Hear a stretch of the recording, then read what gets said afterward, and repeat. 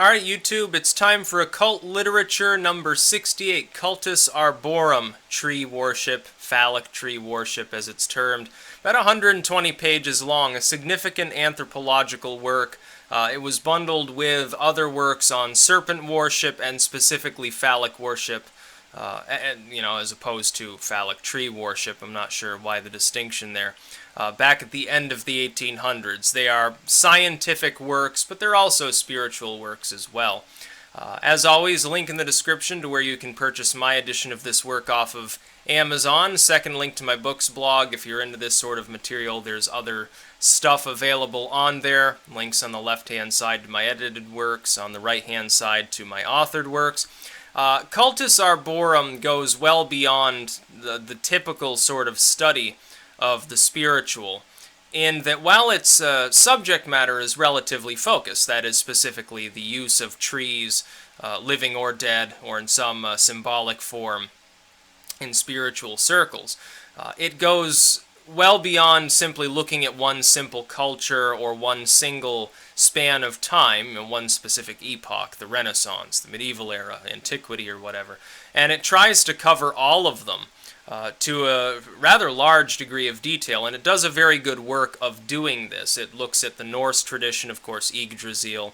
It looks at the palm tradition of the Near East, the bow tree of Tibet and elsewhere, the Hindu lands, of course, England, both modern and then ancient, then past by several centuries, goes back over several thousand years of human time. And it goes to about a dozen different cultures, and it studies the use of trees in the sacred and the divine, usually for healing purposes. Absent from this work is one topic that they could have expounded on in some small degree of detail, which is the general absence of the use of tree symbology in the killing arts, or black arts as you may term them. It's almost entirely positive. For instance, there's a repeated tradition of hanging up bits of rags in a tree and trying to alleviate yourself from sickness or somebody else from sickness by invocating to the tree, by asking for some sort of divine guidance. It goes into the olive tree, the ash tree, the elm, the oak, and all of these other trees that are used in the sacred symbology, the pine, the cypress especially, the cypress and the palm, and the ash above almost all others. The mountain ash, specifically, of course, a different species from some. We had a couple of those growing outside. It's an old Welsh tradition. But the work is extremely in-depth. Literally hundreds of sources, outside sources, are utilized in expounding upon these different categories in different detail. It generally splits them up through its 7 chapters according to area, according to the regions of the world. For instance, one of them covers primarily Norse in that region, Northern Europe up into Scandinavia, another's for the Hindu part of the world, India specifically, another for Tibet, and so forth. It's extremely in-depth. This would probably rise to the same degree as Lake Monster Traditions by Gagnon and Muirger, as far as how detailed it is. It's actually an exceptional work from an anthropological perspective. This work gets me excited, and I'm sure that the work of Serpent Worship, which is from the same printing company, it listed itself as private printing. It doesn't even list an author, which is rather funny. It has an editor and doesn't, I believe, even mention the company that printed it in the first place. I'm not sure why. That's by the same group of people, or the same person.